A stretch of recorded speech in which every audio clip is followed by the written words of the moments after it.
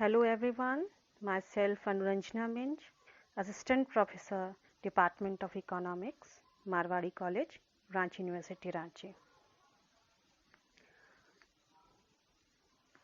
आज मैं आप लोगों को BA सेमेस्टर 6 के पेपर CC 13 के एक टॉपिक सस्टेनेबल डेवलपमेंट अर्थात सतत विकास के विषय में बताने जा रही हूँ।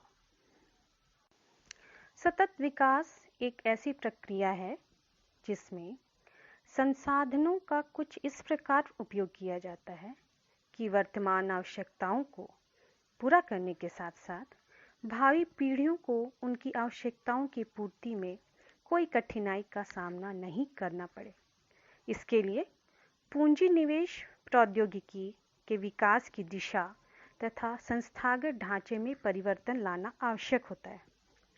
विकास प्रक्रिया को निरंतर बनाए रखने के लिए प्राकृतिक प्रणालियों और उपभोक्ता मानव जाति में परस्पर सहजीवी संबंध तथा अर्थव्यवस्था और पारिस्थितिक तंत्र में सामंजस्य के साथ साथ समानता और सामाजिक न्याय, आर्थिक कार्यकुशलता और पारिस्थितिक संतुलन के लक्ष्यों की पूर्ति करना भी आवश्यक है। विकास प्रक्रिया किसी क्षेत्र विशेष की विकास क्षमता पर निर्भर करती है। इसके अतिरिक्त जनसंख्या, गरीबी और प्रदूषण के पारस्परिक संबंधों का विश्लेषण भी आवश्यक होता है ताकि यह मालूम हो सके कि किसी क्षेत्र विशेष में विकास की कितनी सामर्थ्य है और विकास गतिविधियों के परिणाम स्वरूप उत्पन्न प्रदूषण को आत्मसात करने की कितनी क्षमता मौजूद है। उपयुक्त बातों को ध्यान में रखते हुए यह आवश्यक है कि विकास योजना प्राकृतिक संसाधनों की उपलब्धता और वहन क्षमता के अनुरूप ही तैयार की जाए। ऐसी पर्यावरणीय नीति अपनाई जाए ताकि प्रदूषण की संभावना ही नहीं रहे। इसके लिए यह जरूरी है कि आर्थिक ढांचे में आमूल परिवर्तन किए जाएं तथा विकास परियोजनाओं के पर्यावरणीय प्रभाव का मूल्यांकन किया जाए।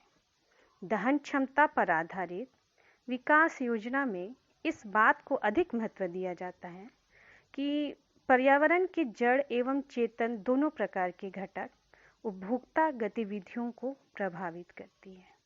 वह आवश्यक संसाधन जुटाते हैं और परिणाम में जो अवशिष्ट प्राप्त होते हैं उन्हें आत्मसात करते हैं।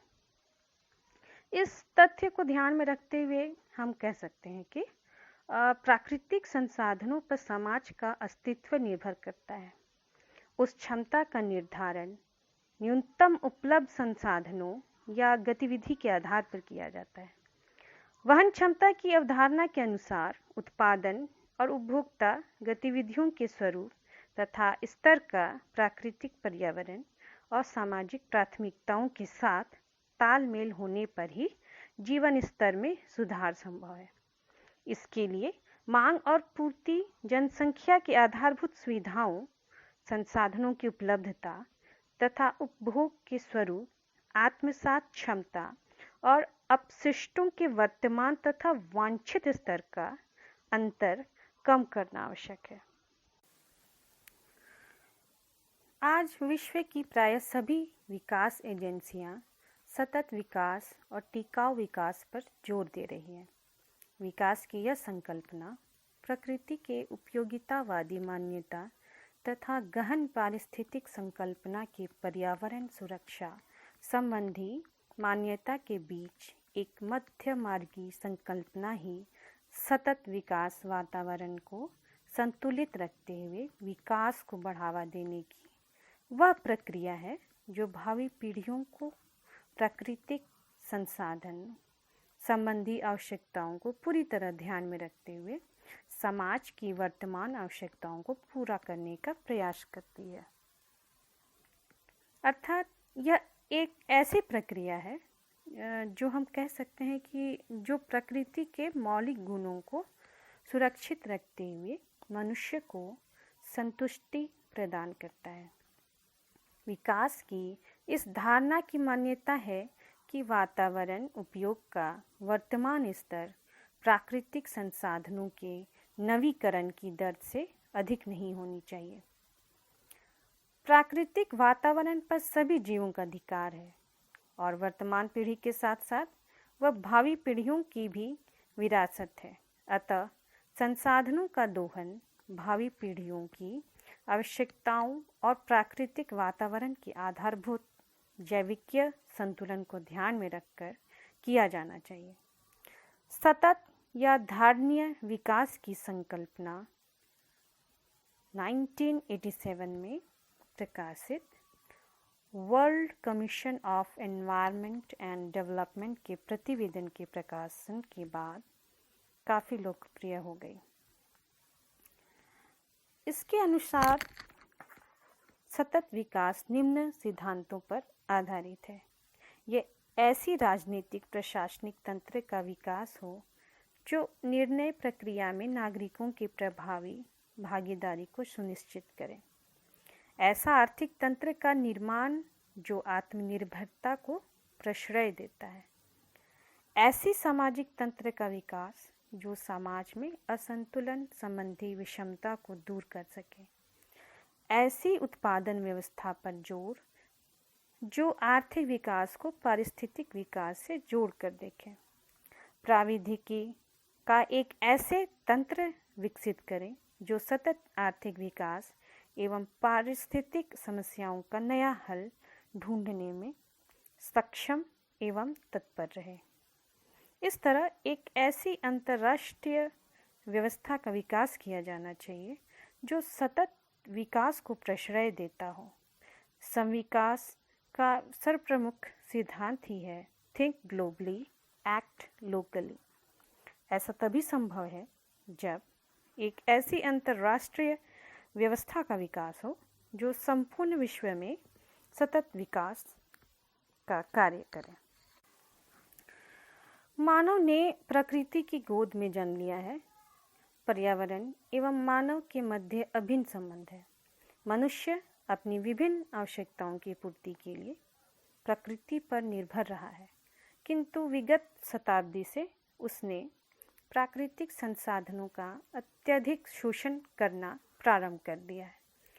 इसके परिणाम स्वरूप पर्यावरण की अपूरणीय क्षति हुई।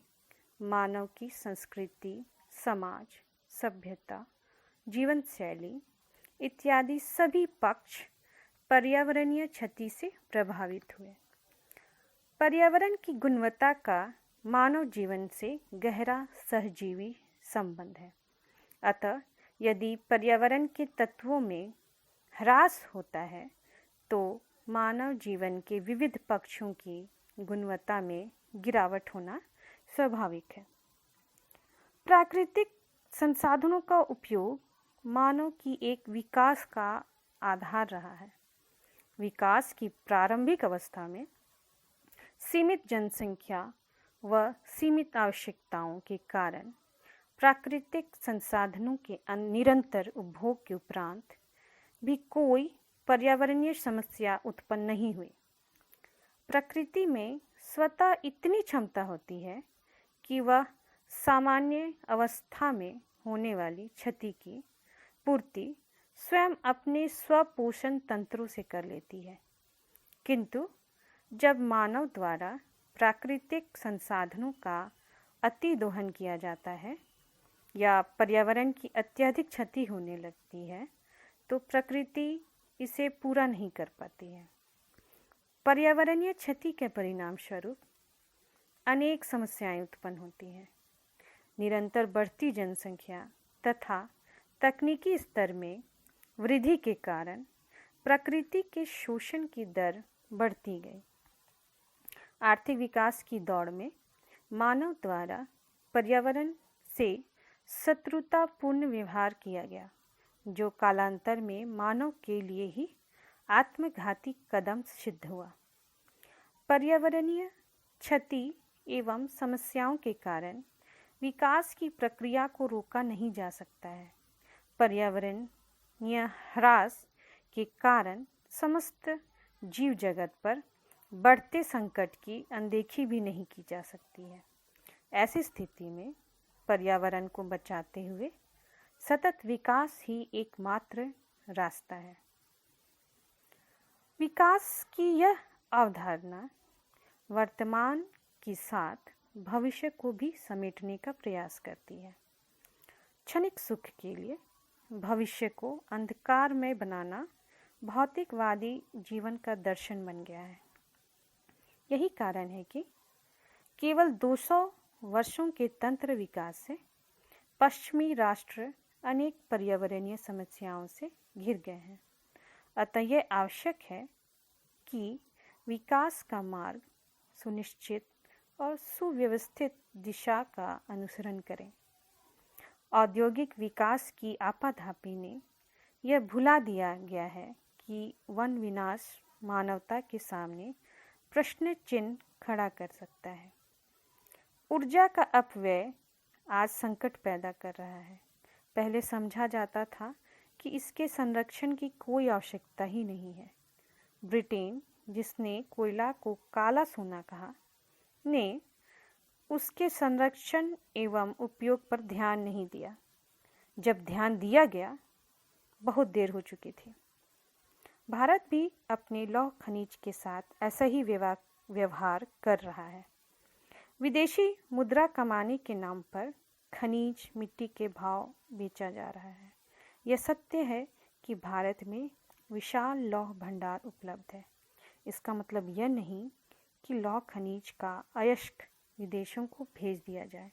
यदि उसे लौह पिंड के रूप में भेजा जाए या इस्पात बनाकर भेजा जाए तो अधिक विदेशी मुद्रा कमाई जा सकती है।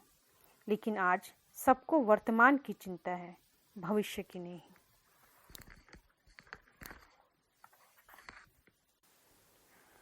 अतः स्पष्ट है कि विकास के नाम पर किए गए पर्यावरणीय अत्याचार की विकृतियां सचेत करने लगी है कि प्रकृति बहुत देर तक मानवीय उद्दंडता बर्दाश्त नहीं कर सकती।